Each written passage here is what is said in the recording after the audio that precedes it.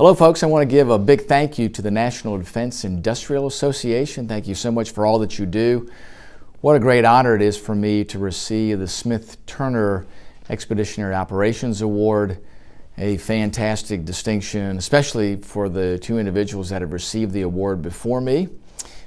For Commandant of the Marine Corps, the 32nd Commandant of the Marine Corps, General Jim Jones, and then also Commandant General Al Gray, 29th Commandant of the Marine Corps.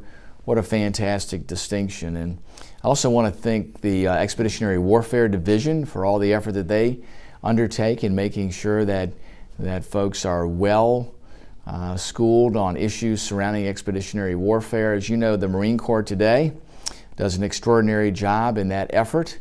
It does take a robust Navy. A 355-ship Navy is a key part of that. The requirement for 38 amphibious ships is something that's incredibly important.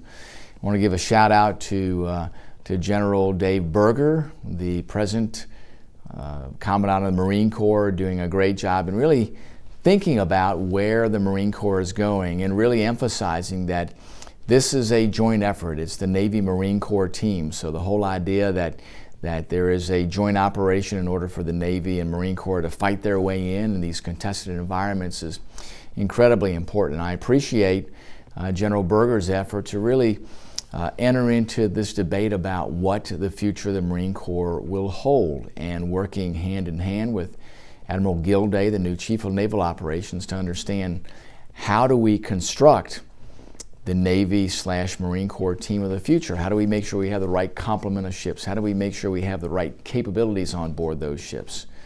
From the ability to do forcible entry, to get to the beach, but how do we use unmanned systems? How do we make sure too that in that environment there we are fighting our way in, and how do we do that in a unified way? I think those things are incredibly important, and it will inform Congress's decisions about the right complement of ships, the right type of ships, the right complement too of unmanned systems. How do we make sure too we're using new platforms and integrating those together? How do we use the right complement of aircraft, whether it's F-35 Bravos, F-35 Charlies? All of those elements I think are incredibly important, as well as the other aircraft that are there in the Marine Corps inventory, from the V-22s to the amphibious combat vehicle. All those things are incredibly important to make sure that all the component pieces are there. Ship-to-shore connectors, another incredibly important part of that, making sure too that we have the components on ships, well decks, support ships to make sure we can operationalize at sea. You know, all those things are part of the discussion today. I appreciate the Expeditionary Warfare Division and all the things that you do to foster that discussion. I want to make sure that we continue to be part of that, and I thank you so much for your leadership.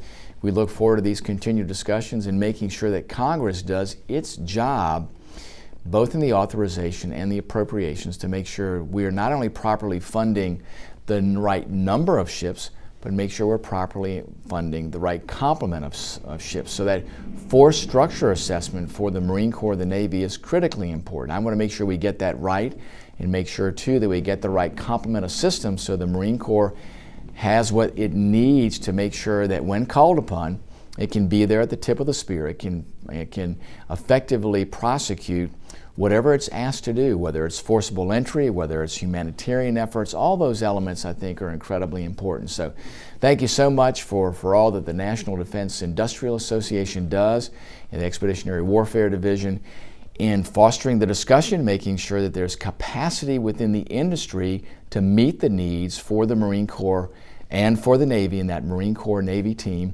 And thank you too for interacting with Congress to make sure that we are doing our part to make sure the right decisions are made here. So folks, thanks again. Thank you so much for this tremendous honor. I promise you I will work as hard as I can to make sure we're doing the right things here in Congress in our role here on the Sea Power Projection Forces Subcommittee. So thank you so much again. May God bless each of you, and may God bless our great United States of America.